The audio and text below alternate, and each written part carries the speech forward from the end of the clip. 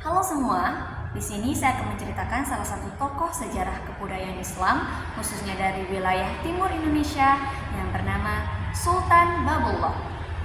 Sultan Babullah merupakan seorang pemimpin Muslim yang terkenal karena keberaniannya mempertahankan kerajaannya, mempertahankan Islam dan perjuangannya melawan Portugis. Baik teman-teman, bayangkan pada abad ke-16, pada masa itu negara Indonesia, khususnya wilayah Maluku, terkenal karena penghasil rempah-rempah terbesar.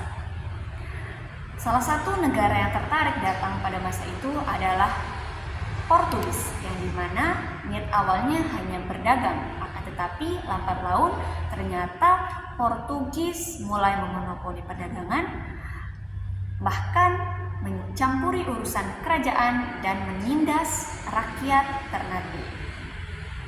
Di situasi seperti itu, seorang anak lahir yang bernama Babullah, putra dari Sultan Hairun dan permaisurinya yang bernama Boki Tanjung pada tahun 1528.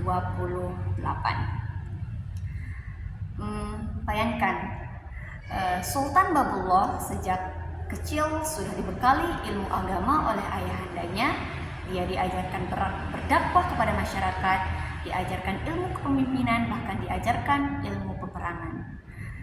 Sejak kecil dia sudah mendampingi ayahnya untuk urusan pemerintahan dan kerajaan.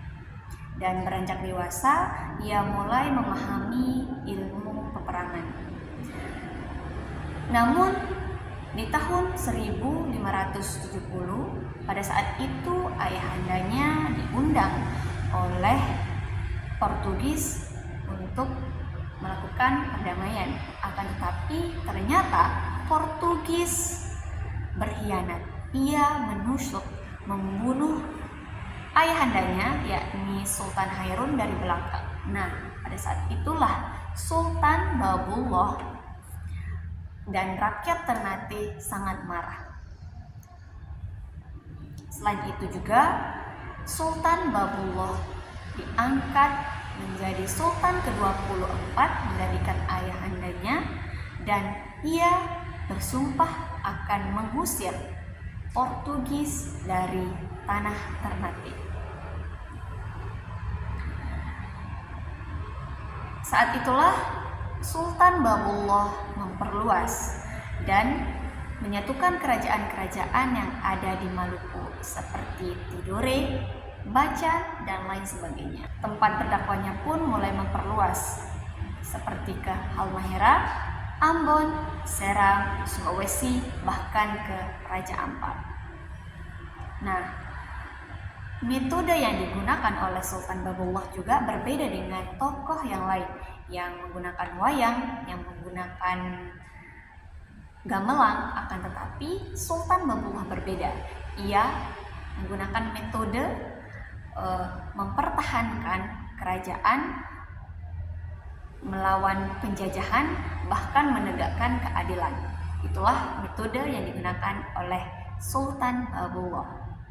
Nah, selama kurang lebih 5 tahun memimpin peperangan melawan Portugis, Sultan Babullah akhirnya memenangkan peperangan tersebut dan Portugis dinyatakan kalah dan ia meninggalkan tanah Ternate. Pada saat itulah Portugis meninggalkan Maluku dan Sultan Babullah mendapatkan gelar sebagai penguasa 72 pulau karena ia sudah bisa dan mampu melawan penjajahan-penjajahan. Dan dalam konteks sejarah kebudayaan Islam, Sultan Babullah sudah menunjukkan bahwa ia memperkembangkan Islam di Nusantara tidak hanya melalui dakwah, akan tetapi melalui perdagangan, mempertahankan tanah air dan melawan penjajahan. Nah, dalam konteks tersebut, Allah Subhanahu wa taala berfirman pada Quran surah Ali Imran ayat 200 yang artinya, wahai orang-orang yang beriman, Bersabarlah kamu dan kuatkanlah kesabaranmu, dan tetaplah bersiap siaga serta bertakwalah kepada Allah Subhanahu wa taala agar kamu beruntung. Nah, dalam konteks ini Sultan Babullah sudah berjuang maksimal mempertahankan Islam di Maluku, memperjuangkan rakyatnya dan membela tanah air. Disinilah perjuangan Babullah bukan hanya melewati dakwah yang bersifat ceramah, akan tetapi ia berjuang melawan penjajah menggunakan atau melalui metode mempertahankan Islam dan memperjuangkan tanah air. Begitulah kisah dari beliau. Namun di tahun 1583 ternyata beliau menyatakan wafat, dan perjuangannya pun dikenang sampai dengan hari ini. Sultan Babullah pun mendapatkan gelar sebagai pahlawan nasional karena jasa-jasanya dalam mempertahankan Islam dan penjajahan. Ia mampu melawan penjajahan pada abad yang lalu. Nah, adapun pembelajaran yang dapat kita ambil adalah perjuangan dan tekad dan mampu melawan ketidakadilan.